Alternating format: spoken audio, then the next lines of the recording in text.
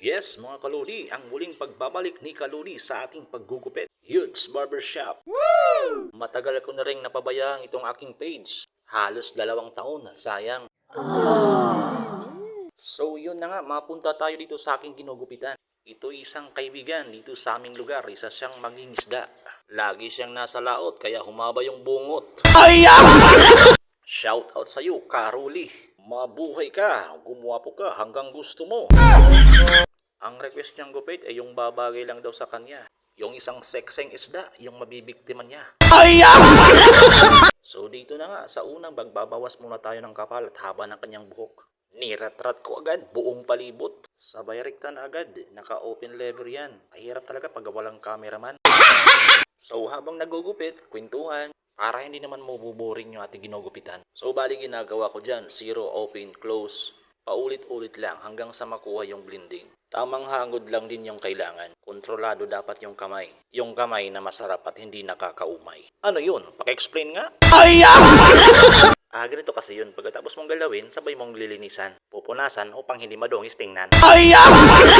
Sa banda na to, gumamit na ako dito ng shaver. Shaver para kuminis. Katulad nung kay Mrs.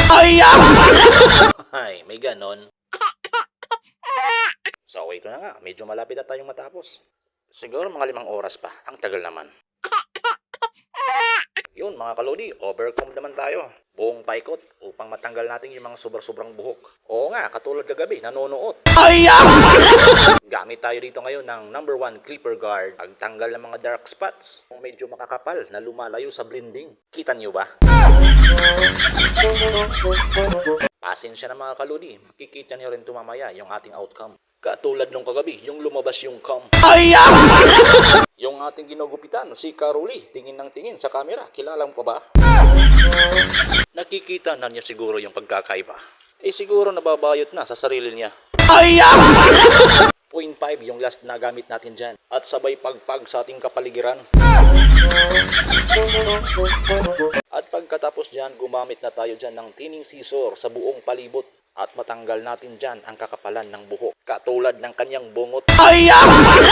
At medyo malapit na nga yung katotohanan. Maibibigay ko na ang kanyang 100% kagwapuhan. Sa banda na to, atin ang i-sprayhan, bubugahan. Mag-iingat lang sa pagbubuga, baka mapuno ang kanyang dalunggan. Ito na nga mga kalodi, akin na siyang inaahitan. Nang sa ganun naman, maging detalyado ang kanyang kagwapuhan. Siyempre, dahan-dahan lang tayo sa pag-aahit ng hindi masugatan.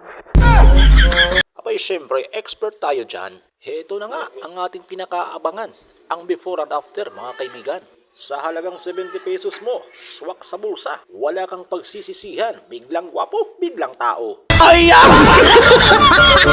O diba, suwabe, dito lang yan sa Yudes Barbershop. Wow!